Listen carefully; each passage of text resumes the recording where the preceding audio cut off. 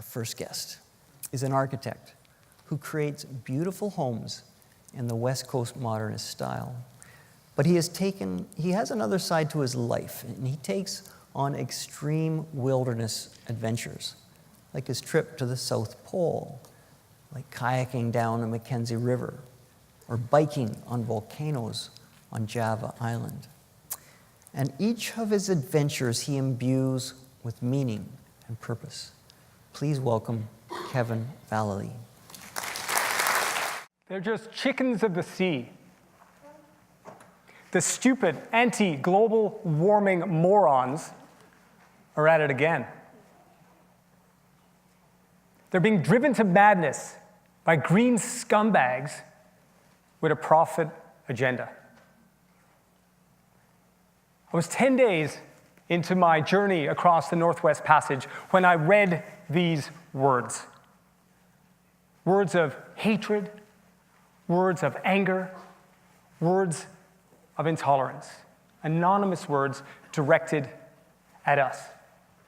You see, myself and my 3 teammates were attempting to do something that had never been done before.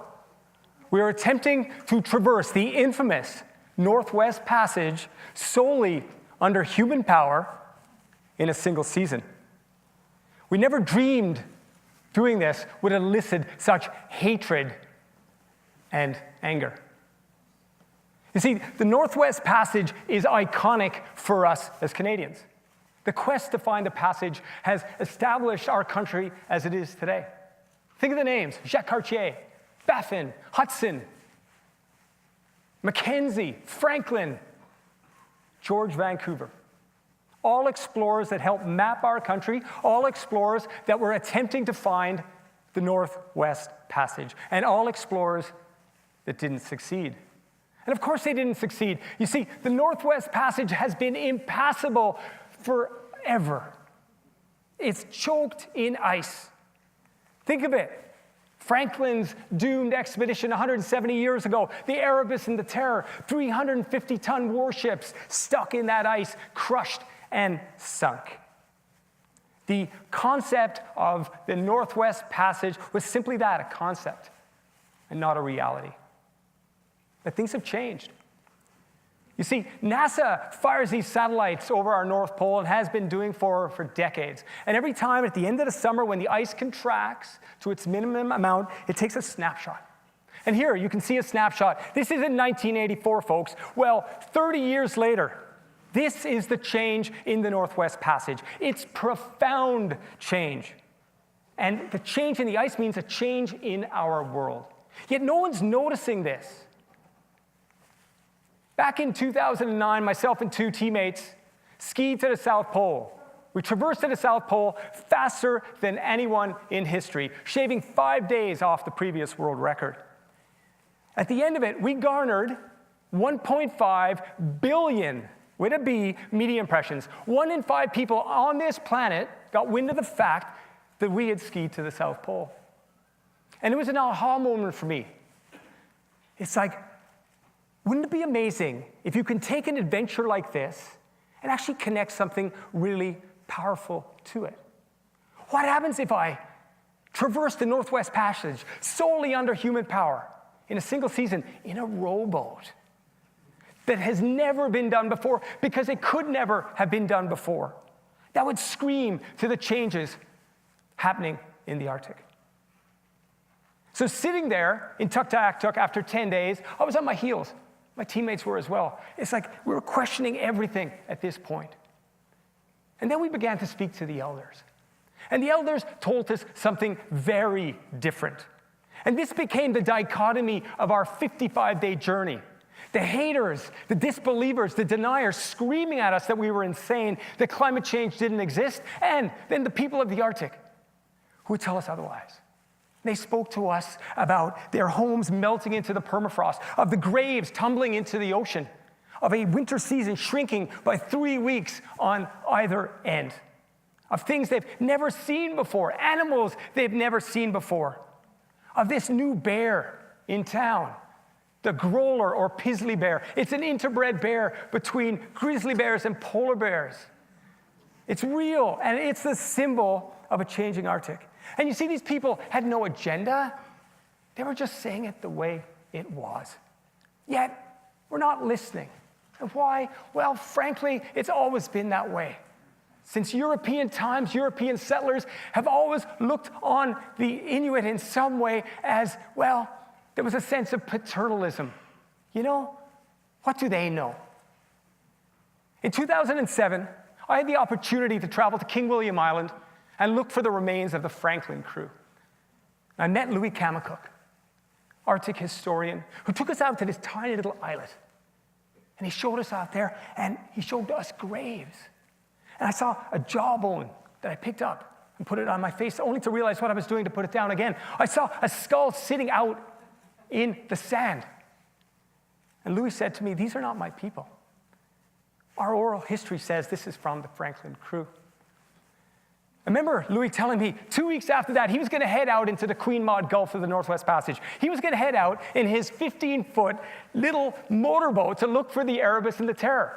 And I remember I was incredulous. I said, "How could you possibly do this? It's insane. This is 1,000 square kilometers of the roughest ocean in the world. How can you possibly do this, Louis? We've been trying to do this for the last 150 years. And he looked at me blankly.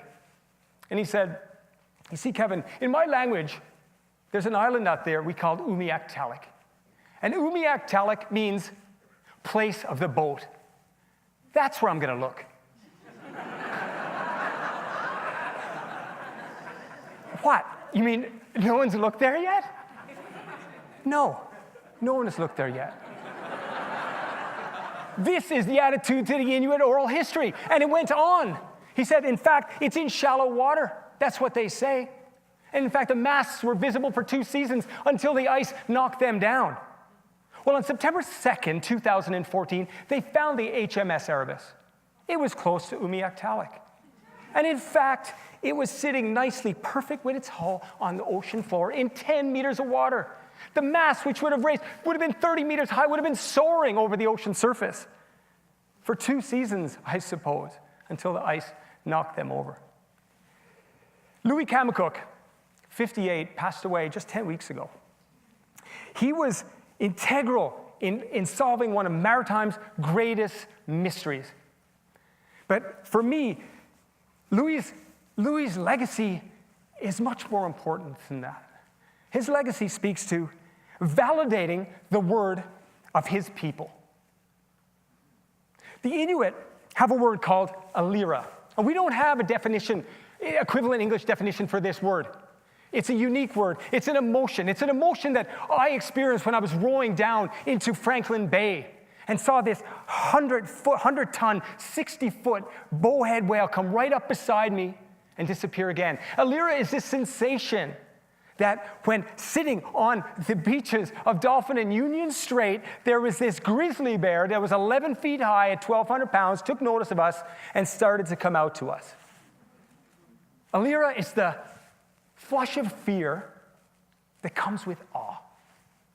Climate change is an existential crisis for mankind. 97% of scientists say it's happening, and we're causing it. Oceans are warming, oceans are rising. Glaciers are receding, Arctic ice is melting. We have governments talking tough and talking like climate champions, yet still building pipelines. The reality is, regardless of the Paris Accords saying we're going to go to 2 degrees Celsius, the fact is we're going to reach 4 degrees Celsius by the end of this century, according to scientists. This means the last time the Earth was at 4 degrees Celsius, there was no ice at the North Pole. There was no ice at the South Pole. The seas were 250 feet higher than they are today. The problem, the overwhelming magnitude of the problem of climate change is as frightening as it is awe-inspiring. Alira. Alira can incapacitate and overwhelm, but it can also energize and inspire. Are we going to with fear, are we going to keep our heads buried in the sand moving forward just like we have, and denying and being frightened? Or are we going to be inspired to do something hugely, humanly, that only human beings can do? To have the foresight, to have the selflessness, to just have the humanity, to make changes now that we won't see in our lifetime, just to ensure that our kids and our kids' kids will be safe. and the future of the world will be safe as well. Climate change is real. Climate change is here. Climate change is happening right now. How we deal with it is up to us. Thank you very much.